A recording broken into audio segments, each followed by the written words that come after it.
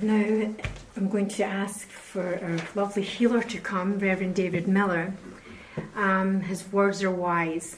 I must say to you all, only for him, this is why I stand where I stand today. He helped me pull myself out of myself, if you can understand, to my knowing. His words are very wise and very understanding. Reverend David Miller, please.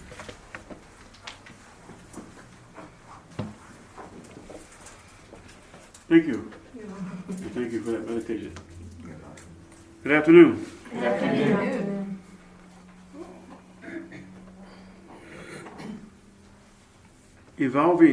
Developing is a step that takes courage and strength to do. To develop your abilities is to give up.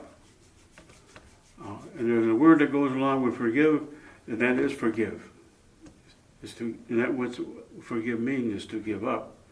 And most of the experiences that we want to give up are mistakes that have been made. Not only to you, but also with you. And as you understand that when you give up, then you're going to replace. And what is very important at that time is to know what you're thinking of when you're giving up. Because most people, when they give up things, they think about what they give up. And then they just replaced it again with the same thing.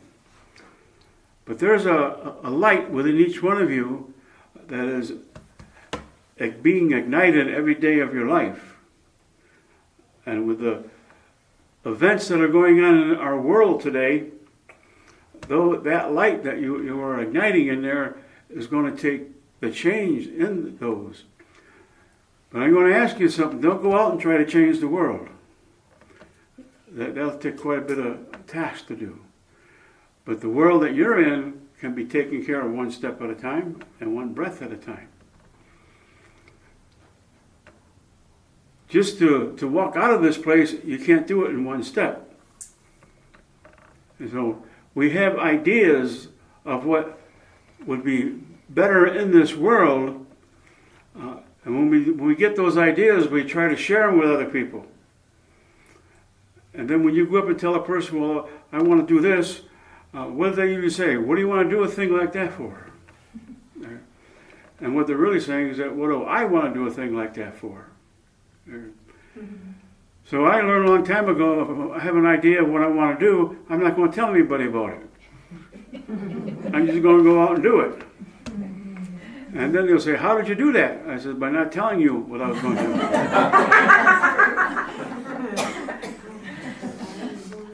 That's why it takes courage to talk to people like that. And to be like that.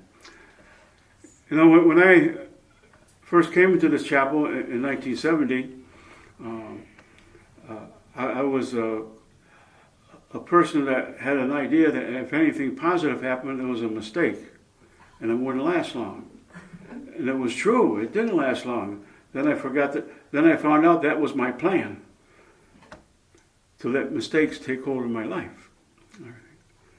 And so there isn't anyone in here who hasn't made a mistake.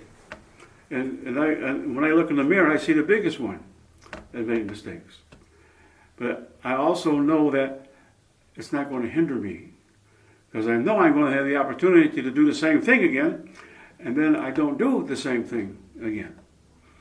So we learn what to do and we learn what not to do.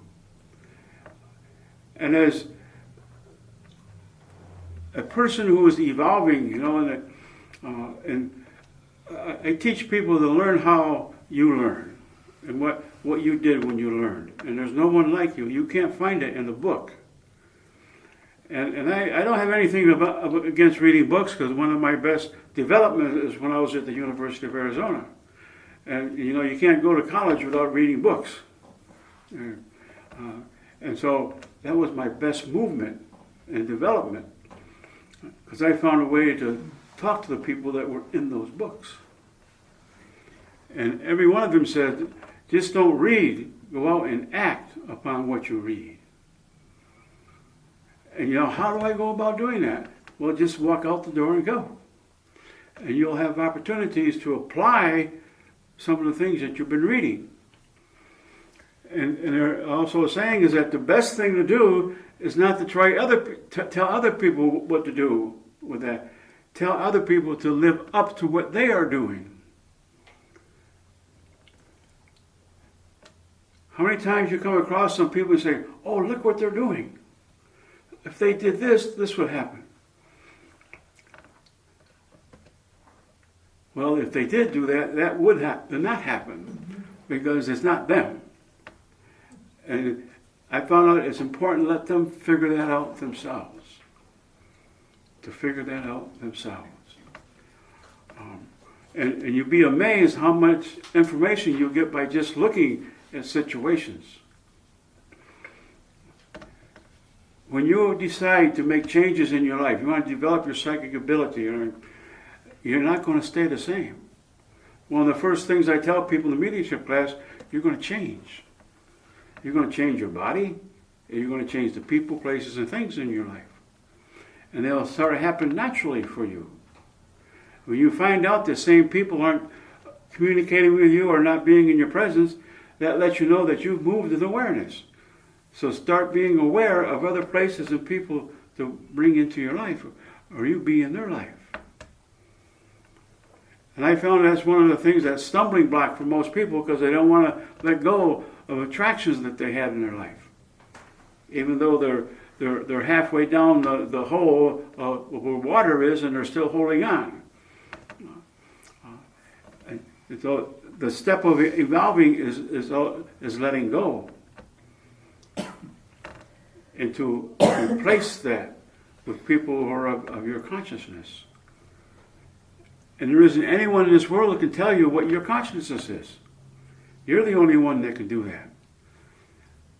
And there's a development to go along to do that. And that development takes one breath, one step, and as much time as you spend in the silence. And the silence is where you actually form your foundation. There was one small experience in my life where this guy asked me to lay a cement floor in a basement, So I can do that. I only did it one time. Because that's one of the most hardest jobs I ever did. You have to work real fast and real hard, and if you don't, you're going to get stuck.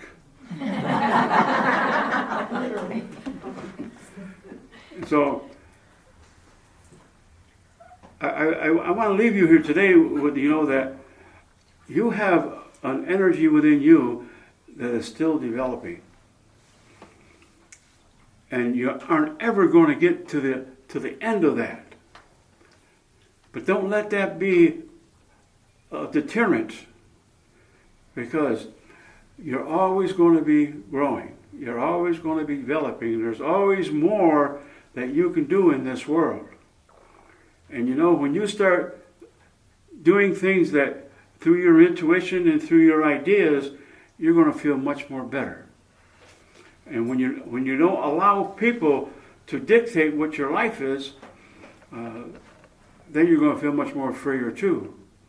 Now we have a family that raised us. We have schools that we've gone to. We have religions that we've gone to, and we have governments that spend laws upon us. And quite a few of them I disagree with. But I also found out that the ones I disagree the most with is that's in me, that I'm doing the same things, not on the same level. So I start concentrating on being the opposite. I found out a long time ago that I've been doing that all my life anyway, so why not keep on doing it? Be upside down and backwards. That's the best place for me to be. And if you ever want to try it, I think you may find some freedom in your life. So stick to your path. Know the light within you is being ignited. And when you have these ideas, act on them. Bless you.